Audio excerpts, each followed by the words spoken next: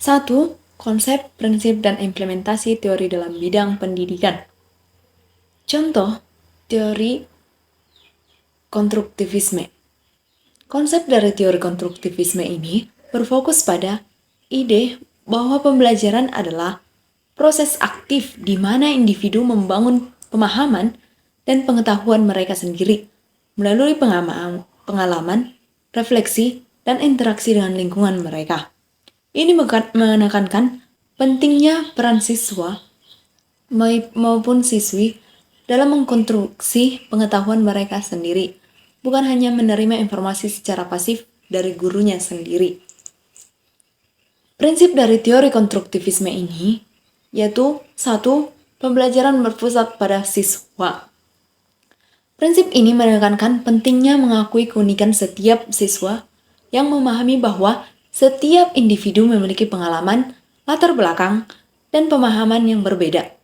Guru harus berperan sebagai fasilitator pembelajaran yang mendukung siswa dalam membangun pengetahuan mereka sendiri. Yang kedua, pembelajaran berbasis tantangan. Siswa lebih efektif belajar ketika mereka dihadapkan pada tantangan dan masalah yang relevan bagi mereka.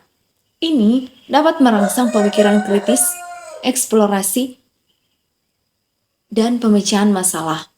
Yang ketiga, ada kerjasama dan interaksi. Teori konstruktivisme ini mengakui pentingnya kerjasama antar siswa.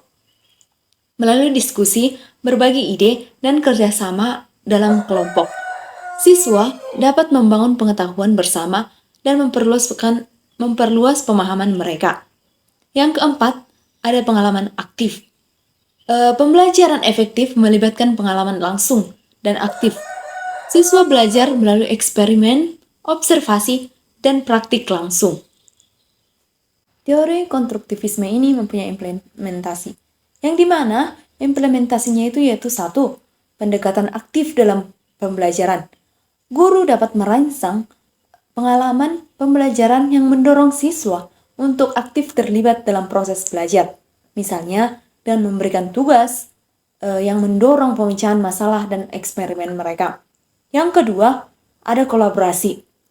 Fasilitas kerja kelompok dan diskusi di kelas yang memungkinkan siswa berbagi ide dan pengalaman mereka.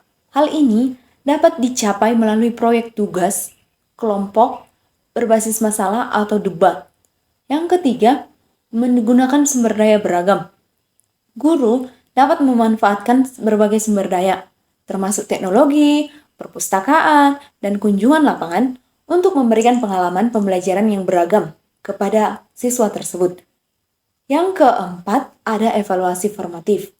Guru dapat mengadopsi metode evaluasi formatif yang membantu siswa dalam memperbaiki pemahaman mereka secara terus-menerus.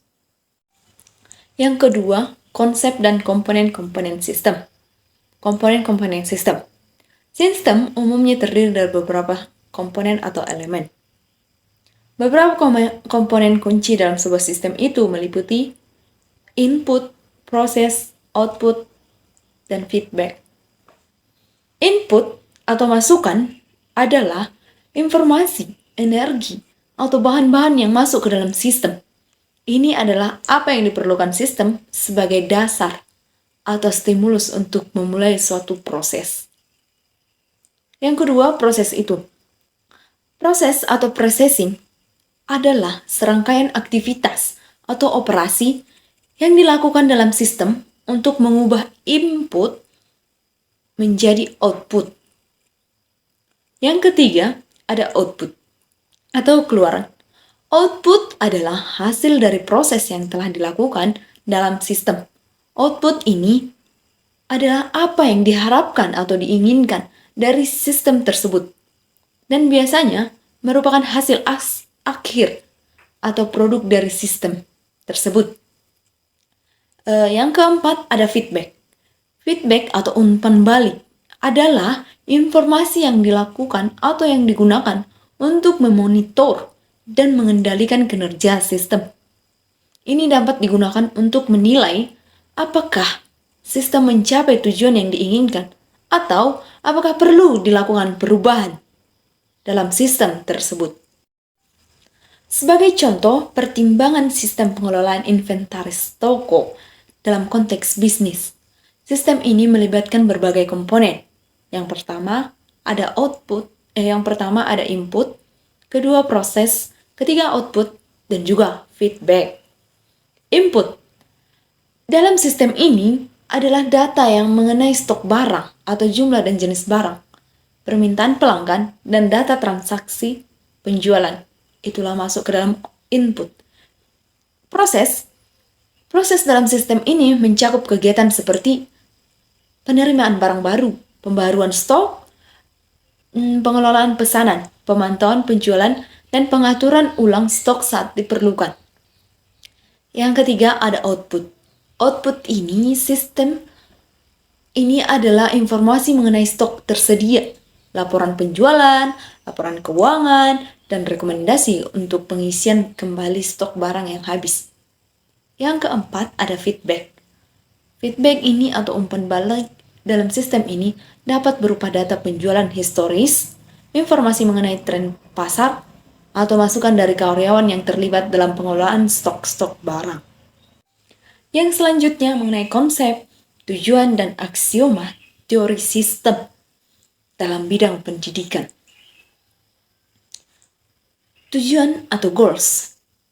Tujuan dalam konteks teori sistem adalah hasil yang ingin dicapai atau yang ingin diinginkan dari suatu sistem. Tujuan merupakan panduan atau tujuan akhir yang menjadi dasar untuk merancang, mengimplementasikan, dan mengelola sistem. Tujuan sistem dapat bervariasi tergantung pada jenis sistem yang dibahas.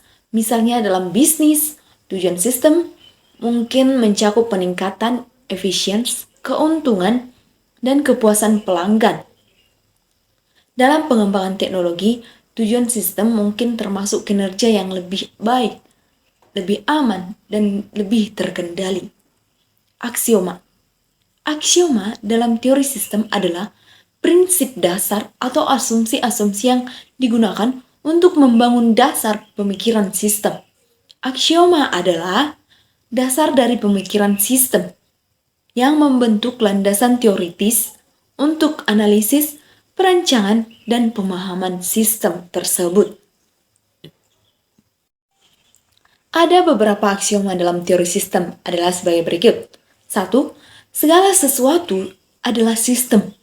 Aksioma ini menyatakan bahwa segala sesuatu di sekitar kita, termasuk fenomena alam, organisasi, atau permasalahan, dapat dianggap sebagai sistem yang dapat dianalisis dan dimodelkan. Yang kedua, pandangan holistik. Aksioma ini menekankan pentingnya melihat sistem sebagai keseluruhan yang terdiri dari komponen-komponen yang saling terkait daripada hanya sebagai kumpulan bagian yang terpisah. Yang ketiga, interaksi antara komponen. Aksioma ini menggarisbawahi pentingnya memahami bagaimana komponen dalam sistem berinteraksi satu sama lain, karena interaksi ini sering memiliki dampak yang signifikan pada perilaku keseluruhan sistem.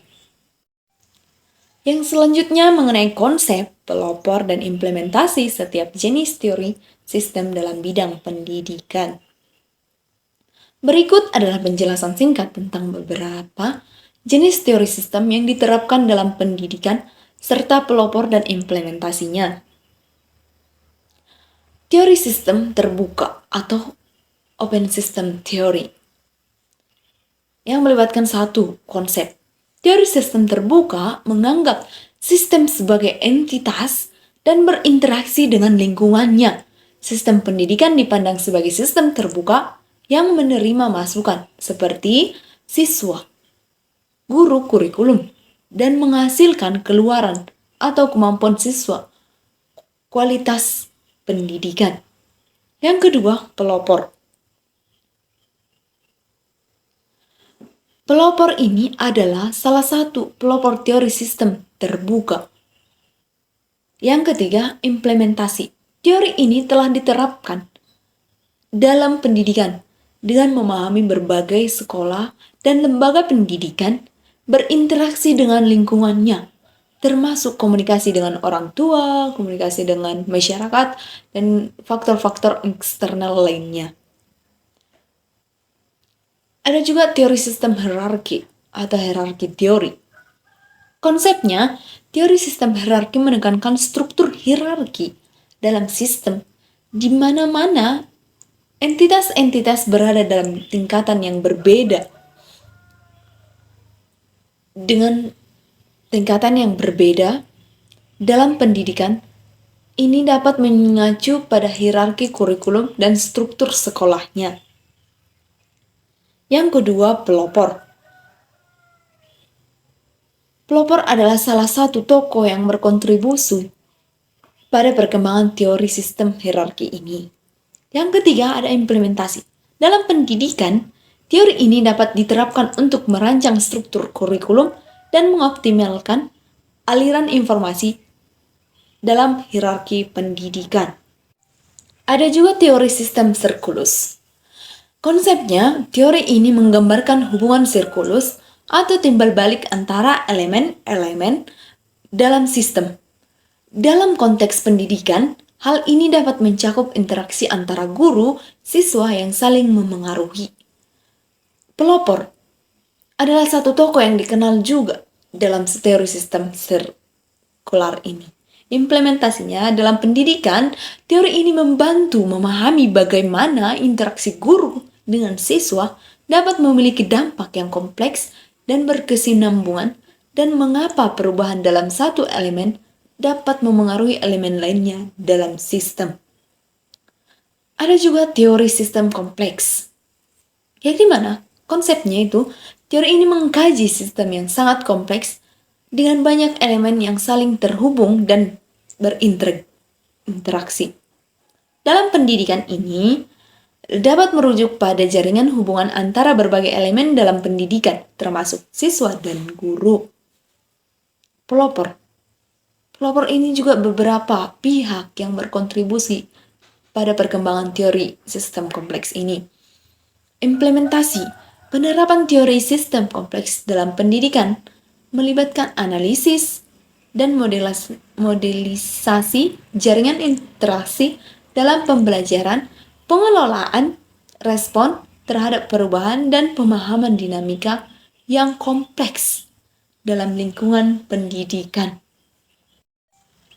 Sekolah sebagai lembaga pendidikan dapat beroperasi ditinjau dari perspektif dan model sistem terbuka. Sekolah sebagai lembaga pendidikan dapat dipahami dan dianalisis dari perspektif model sistem terbuka yang melibatkan konsep-konsep dasar teori sistem terbuka. Berikut adalah penjelasan tentang bagaimana sekolah beroperasi dalam konteks ini. Komponen sistem. Komponen sistem ini mencakup 1. Sumber daya manusia. Komponen utama dalam sistem sekolah adalah siswa, guru, staf, dan administrator. Mereka berperan sebagai elemen yang aktif dalam proses pendidikan. Kedua, masukan atau input. Masukan dalam sistem sekolah mencakup berbagai faktor seperti kurikulum, metode pengajaran, peralatan, sumber daya keuangan, dan siswa. Ketiga, proses. Proses pendidikan di sekolah melibatkan pengajaran, pembelajaran, pengawasan, penilaian, dan interaksi antara siswa dengan guru. Yang keempat, ada keluaran atau output. Output sekolah meliputi prestasi siswa, kualitas pendidikan, peningkatan pengetahuan dan keterampilan siswa, serta pengembangan karakter dari siswa tersebut. Yang kedua, ada lingkungan eksternal. Dalam perspektif sistem terbuka, lingkungan eksternal sekolah melibatkan berbagai faktor, seperti peraturan pemerintah, tren pendidikan, kebijakan publik, sosial, ekonomi, dan budaya. Lingkungan ini berinteraksi dengan sekolah dan dapat memengaruhi operasinya. Keterbukaan. Keterbukaan adalah salah satu prinsip utama dalam model sistem terbuka. Sekolah harus mampu berinteraksi dengan lingkungannya, seperti berkolaborasi dengan pihak berkepentingan, mengadaptasi perubahan, dan merespon tuntutan dan perkembangan yang berubah. Yang selanjutnya, umpan balik atau feedback. Umpan balik adalah elemen penting dalam sistem terbuka. Sekolah perlu mengumpulkan data tentang kinerja siswa, efektivitas pengajaran, dan respon dari lingkungan eksternal. Data ini digunakan untuk evaluasi dan perbaikan berkelanjutan. Yang selanjutnya mengenai dampak perubahan. Model sistem terbuka menekankan pentingnya adaptasi terhadap perubahan dalam lingkungan. Sekolah harus mampu mengidentifikasi tren, kebutuhan baru, dan perkembangan pendidikan, serta merespon dengan perubahan dalam kurikulum, metode pengajaran, dan strategi manajemennya.